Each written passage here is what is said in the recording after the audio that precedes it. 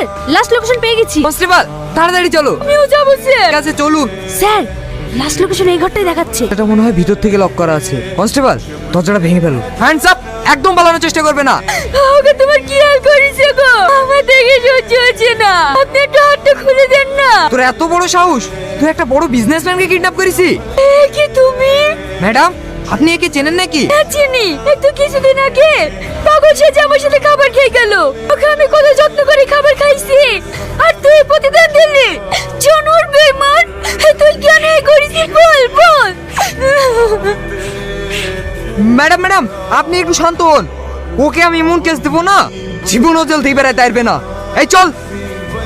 দাঁড়ান স্যার, ও আর কোনো দোষ নেই, ওকে আপনি ছেড়ে দিয়ে। এইটা আপনি কি বলছেন স্যার? আমি ঠিকই বলছি, আমি একটা অপরাধী, যত তাড়াতাড়ি আর আমাকে দে।